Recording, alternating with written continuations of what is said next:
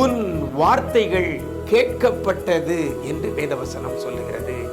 வித்தியாசம் உண்டாகும்படி செய்வேன் என்று கர்த்தர் சொல்கிறார். நான் உன்னை வெறுத்து விடவில்லை என்று கர்த்தர் சொல்லுகிறார். இன்றைக்கு கர்த்தர் நமக்கு தருகிற ஒரு வார்த்தை வார்த்தை வார்த்தை அவர் உங்களை உயர்த்துவார் உயர்த்துவார்.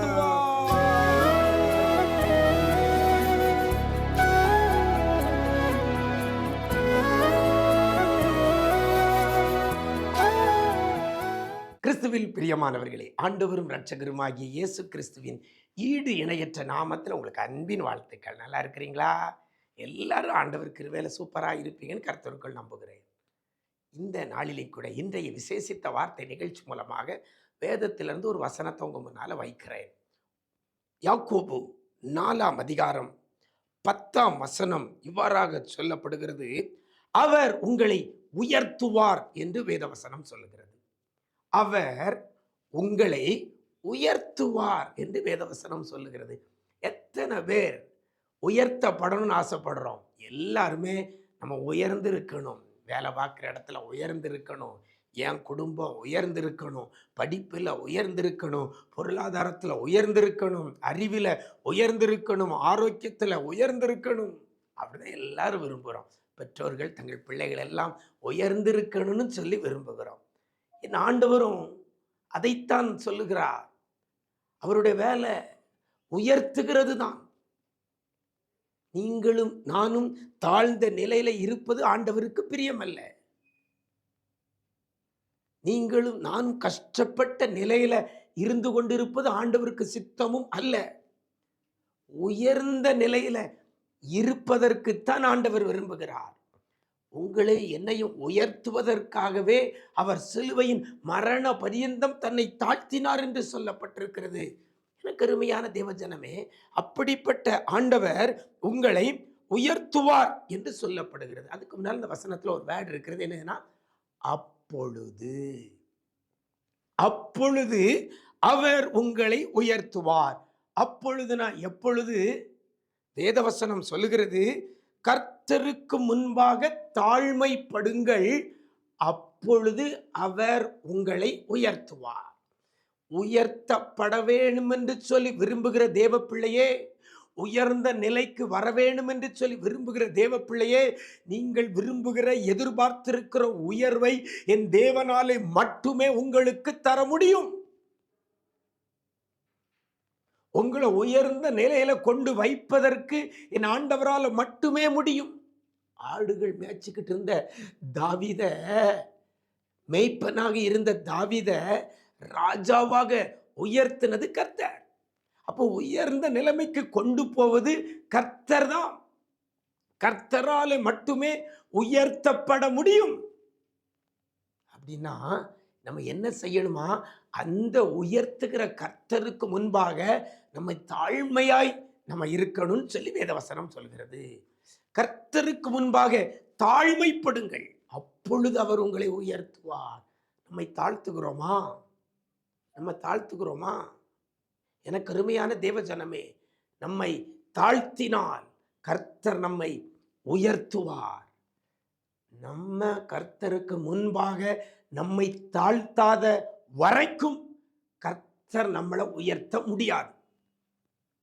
நமக்கு அறிவு இருக்கலாம், அழகு இருக்கலாம், ஞானம் இருக்கலாம், பணம் இருக்கலாம், அந்தஸ்து இருக்கலாம், உயர்ந்த நிலைமைக்கு போக முடியாதுங்க.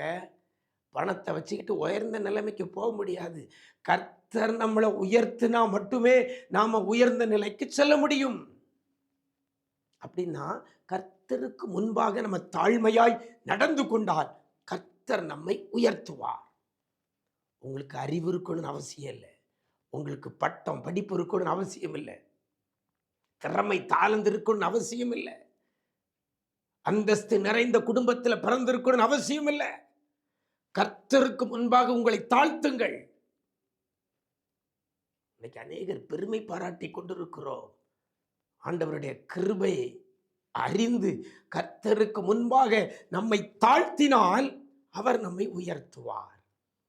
எனக்கு அருமையான தேவஜனமே, ஒரு சின்ன அழகான காரியத்தை வேதம் கற்றுத்தருகிறது. கர்த்தருக்கு முன்பாக தாழ்மைப்படுங்கள், அப்பொழுது அவர் உங்களை உயர்த்துவார். வாழ்க்கையில உயர்ந்த நிலைக்கு செல்ல வேண்டும் என்று சொல்லி வாஞ்சிக்கிற தேவ பிள்ளையே, கர்த்தருக்கு முன்பாக உங்களை தாழ்த்துங்கள், தாழ்மைப்படுங்கள். உங்களுடைய நடை, உடை, பாவனை, பேச்சு எல்லாவற்றிலையும் கர்த்தருக்கு முன்பாக உங்களை தாழ்த்துங்கள், தாழ்மைப்படுங்கள். அப்பொழுது கர்த்தர் உங்களை உயர்த்துவார். அப்பொழுது கர்த்தர் உங்களை உயர்த்துவார். இன்னைக்கு இதை செய்யுங்க. நம்ம உயர்த்தப்படுவதற்கு வேற வழியே கிடையாது. உங்க குடும்பம் உயர்த்தப்படுவதற்கு வேற வழியே கிடையாது. உங்களுடைய பொருளாதாரம் உயர்த்தப்படுவதற்கு வழி ஒண்ணு இதுதான். உங்களுடைய சமாதானம், சந்தோஷம், சரீர ஆரோக்கியம் உயர்த்தப்படுவதற்கு வழி ஒன்றுதான். கர்த்தருக்கு முன்பாக தாழ்மைப்படுங்கள். இன்னைக்கு பெருமை, வைராக்கியம், கோபம், ஆணவம் இதெல்லாம் வச்சுக்கிட்டு கர்த்தர் நம்மளை உயர்த்த முடியாதுங்க. ஆண்டவருக்கு முன்பாக தாழ்மைப்படுங்கள். அப்பொழுது கர்த்தர் உங்களை உயர்த்துவார். நிறைய பேர் இன்னையிலிருந்து கர்த்தருக்கு முன்பாக நீங்கள் தாழ்த்த ஒப்பு கொடுப்பீங்கன்னு சொல்லி நான் விசுவாசிக்கிறேன்.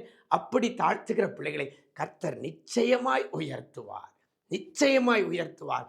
நீங்கள் இப்போ இருக்கிற நிலைமையில இருக்க மாட்டீங்க. இப்போ இருக்கிற இந்த அடிமட்டத்தில் இருக்க மாட்டீங்க. கர்த்தர் உங்களை உயர்த்துவார். அப்படிப்பட்ட கிருபை கர்த்தர் தருவாராக. நாம் ஜெபிக்கலாமா?